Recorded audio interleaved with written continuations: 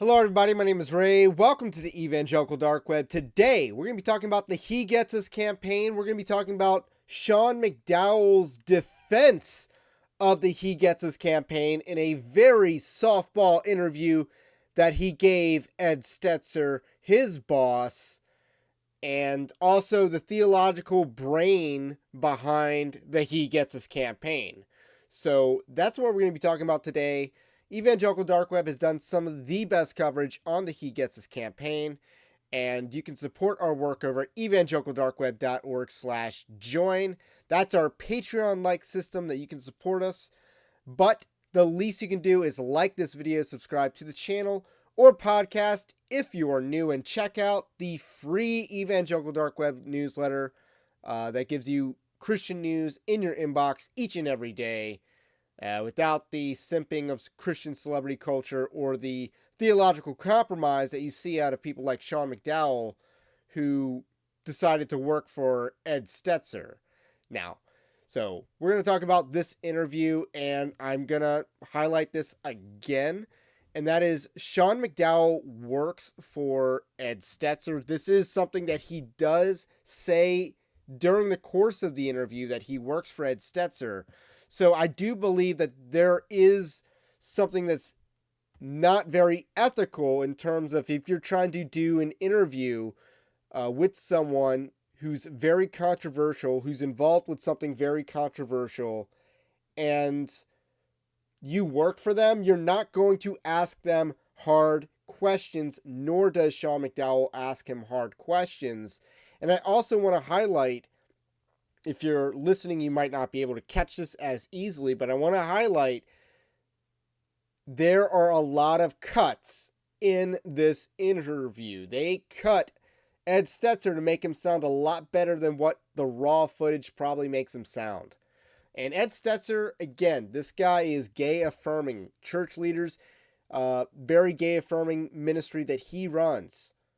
So Ed Stetzer is gay affirming. That is worth noting. He was the biggest defender in Christian media of Andy Stanley, who defends homosexuality.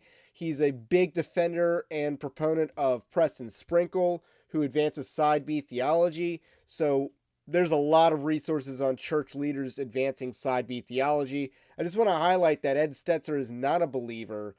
This dude has failed upwards in his career and has done nothing in terms of successful church planting or anything meaningful that he is paid to talk about. That's just something to note about Ed Stetzer. He is the epitome of failing upwards in evangelicalism. And because he was academically credentialed, he was able to go from one woke school in Wheaton College to another woke school in Biola University. So, where Sean McDowell is. So Sean McDowell was there first, but he now works under a gay affirming dude in Ed Stetzer. So that's a background on who Ed Stetzer is. Sean McDowell is the son of the famous apologist Josh McDowell, author of More Than a Carpenter, I believe is his famous book. And I hear very good things about that book. Never read it myself. So let's dive on into this interview. I got 3 clips I want to show you. And we're going to listen at normal speed so you can catch the jump cuts a little more easily. Obviously, there's some people that are in favor of this. Yeah. There's obviously some criticism. Yeah. I've seen some of both. Right. How has the team and the leadership processed some of this criticism, and what is some of the criticism that's come out against it? Well, so the Super Bowl was the peak of the criticism. That's right. So, so in the middle of the Super Bowl, AOC, the liberal congresswoman from New York, tweeted, this is trying to make, I'm paraphrasing, this is trying to make fascism look benign. So, not exactly a friendly response to the ads. Now, why would they say such a thing? Well, because a lot of news stories came out that that one of the funders of this is, on more conservative side, and they give to, they give to a fund that gives to different funds. And so all of a sudden it's like, well, this is bad. And so that was at the beginning. And my joke is, and 1 million people went to the website during the Super Bowl after AOC tweeted. So that, that had a lot of people. Okay, there you go. It wasn't really 1 million, but that's my joke. 1 million people. Thank you, AOC. So then Charlie Kirk tweeted. So that was the first clip that I wanted to show you. And just as a full disclaimer, that was aired before the most recent Super Bowl, in which the very woke commercials with the foot washing were aired. So this is pre-Super Bowl. and it was pre-recorded as well. It's not a live interview at all. And just so we're clear, this was a very unprofessional question posited by Sean McDowell. He asked Ed Stetzer what the controversies were, letting him frame the controversy for himself to respond to. This just sets him up to give a straw man fallacy. And ultimately, what he points to is someone like AOC and then Charlie Kirk. So he's trying to use big names that didn't like the commercial at all. And that's not really indicative of the major critiques against the He Gets Us campaign. These are straw men that he created so that Ed Stetzer can appear theologically orthodox in comparison to a very liberal U.S. Congresswoman. So that's not a fair baseline to judge a commercial, and that's not a fair way to characterize the controversy surrounding the He Gets Us campaign. So Ed Stetzer just clearly got off the hook there on all the controversy surrounding the He Gets Us campaign because Sean McDowell let him set up the controversy and what it was so he could knock it down. That is bad interviewing by Sean McDowell there. So this is clip 2 that I wanted to share, and it picks up a little bit later in the interview, and there are a lot of cuts here. That's justified. Yeah. Explain the thinking behind so much money for a 30-second ad. Totally. Yeah. Walk us through that process. It is probably the most common objection, particularly from maybe secular people. Not that you're secular, Sean, but the reason is like, I work for you. Yeah, so. True. Fair enough. Fair enough. I would say that for me, I know some of the folks behind it. I don't know everybody, but I know some folks behind it, and they had a burden that Christianity really has been misrepresented in culture. And one of the ways that they would like to foster a better understanding of the Christian faith is to point to who Jesus was and what he did. So again, it's sort of like what was the burden on their heart, but of course the challenge is, there's not a thing that you do that someone might say you should have done it this way or differently.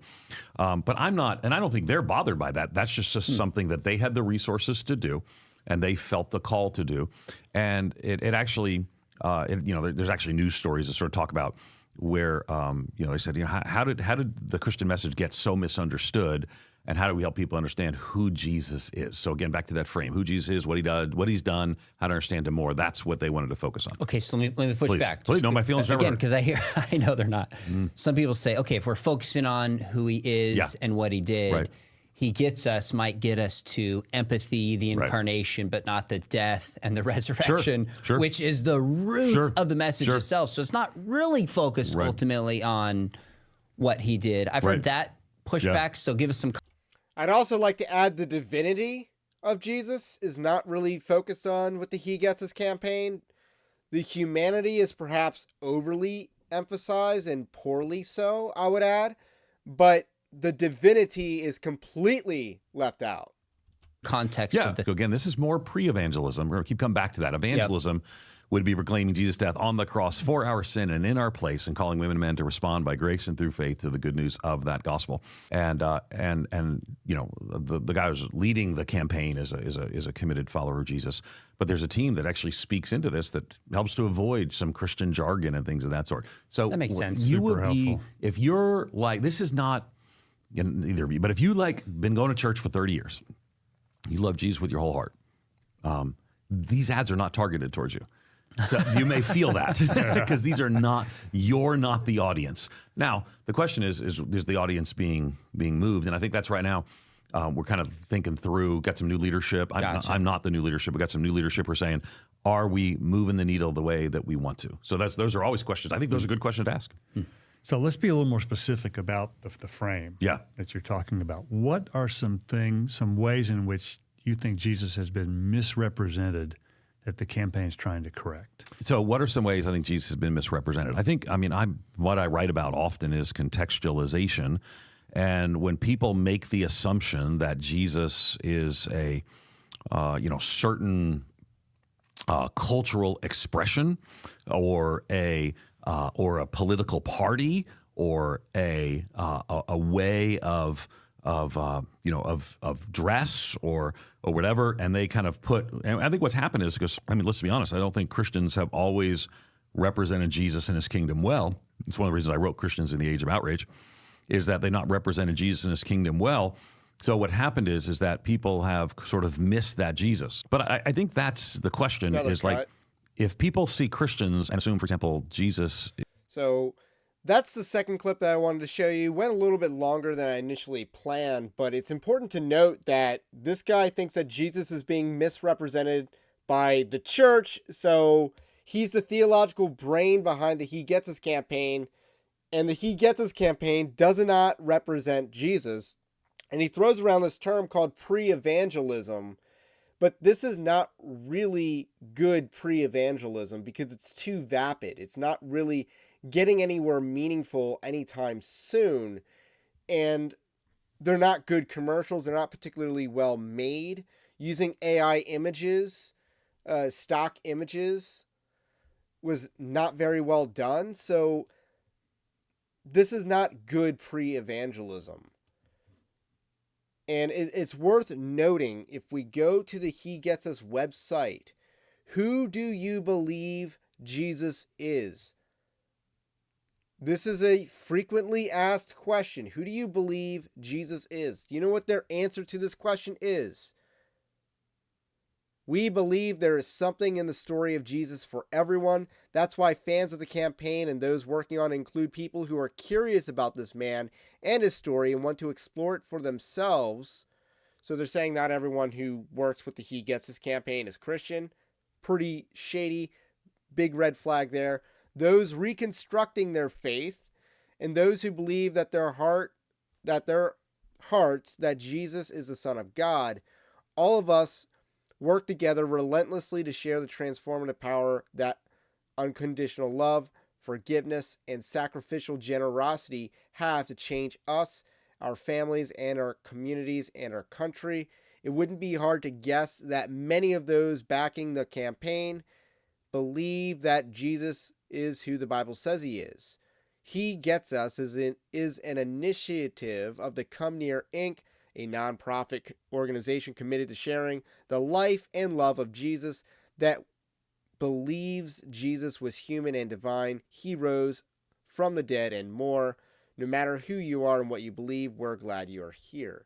So again, all that, and they basically relegate who Christ is to a footnote on their own website. They relegate who Christ is by basically saying, well, Jesus could be anything and anything you really need him to be. And then they cover their bases at the end by saying, we're supported by an organization that actually believes, or says it believes, in the death, burial, and resurrection. So not very confident in their assertion on who Christ is at the He Gets Us website. And again, it should not be buried. The gospel should not be buried on their website where it is otherwise not present. Like frequently asked questions, there is nothing on the gospel here. Nothing about us. Not the gospel here either. So, pre-evangelism with no pathway to actual evangelism. So here's the final clip that I wanted to show. And again, this is where Sean McDowell kind of lies as well. At best, he's getting his facts wrong. At worst, he's further covering for his boss. What I would say is, I would say, look to the ads themselves, recognize it's not for you, but if it moves the interest level of somebody, even if you don't, let's say I don't like it, but if Christ is being proclaimed and people are having a conversation, rejoice and picked up that conversation. Had a great call with somebody who wasn't happy with it. And I said, man, I get it, but are your friends talking about it? He said, yeah. He says, well, I know you're not happy with it, but it's not going to stop. So just a thought, why don't you talk to your friends about it? And he actually said to me, I'm going to do that. I don't have to go around critiquing this or that, but what I can do is my neighbor, his guy worked in a secular role, a friend. He said, I'm just going to talk to people. I said, then the campaign's happy. And honestly, maybe don't feel like you need to defend everything in the commercial because it's produced largely by Christians. Yeah. If you disagree with something in it, that's still a talking point. Go back to the scriptures, ask why, who is Jesus. That's the point to provoke. I promise you that the founders and the leadership of the campaign would be profoundly thrilled if you disagreed with the campaign, but the end result was you had a conversation with someone who doesn't know the Lord. Amen. And shared with them the good news of the gospel. What is your favorite? Now, again, is that worth the tens of millions of dollars you sunk just on Super Bowl ads alone? I would say no. You should just go for the sell, actually, if you want to use a sales term in marketing. But let's just fact check that. Sean McDowell claims that the He Gets Us campaigns were largely produced by Christians. Not really true. Jason Vanderground and Haven, we talked about this in our article last year. So this is under the old management of the He Gets Us organization. They are under new management now and for this Super Bowl. Ed Stetzer does allude to this in the interview where he says he's not the new management, but he's still the theological brain behind the He Gets Us campaign. And, there's Jason Vanderground and Bill McKendry. These names are name dropped in the interview, but the commercials themselves are created by a firm called Lerma, and these people are decidedly not Christian. This is a pagan ad agency, and they didn't even do a good job. It's not like they can say, we got the best people to do the job. No, they didn't get the best people who did the job in the secular world or in the free market, however you want to phrase it. They got pagans to make these commercials. These aren't biblical commercials because the people making them are not biblical. And we wrote this article over a year ago and did a video on the He Gets Us campaign using this article as well, where we talked about the He Gets Us campaign. I don't want to highlight it too much because some aspects of this article are a little outdated, but because, again, they're under new management now. Now they're run by someone who has pronouns in his bio, so he's gay affirming. So, again, the He Gets Us campaign is not really run by Christians. And they have Ed Stetzer's liberal theology, which affirms the Lausanne Covenant because he is like the North American chapter head of the Lausanne Covenant, which had ESG and a faith statement before ESG was a thing. That's how, zeitgeist, ahead of the zeitgeist it was. But that is, again, just go back to Sean McDowell. He has some theological issues here. One, he's been very soft on theological liberalism, which once again shows up with his interview of Ed Stetzer, who's a super liberal, defender of Andy Stanley and his liberalism, and promotes a bunch of liberalism of his own.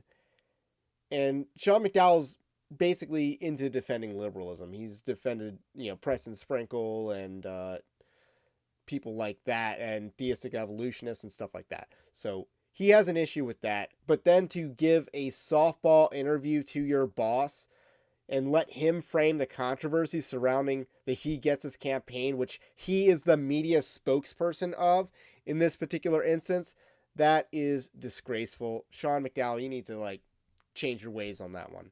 So that's all I got to say about this for now. My name is Ray. This is the Evangelical Dark Web, and we will catch you on the next one.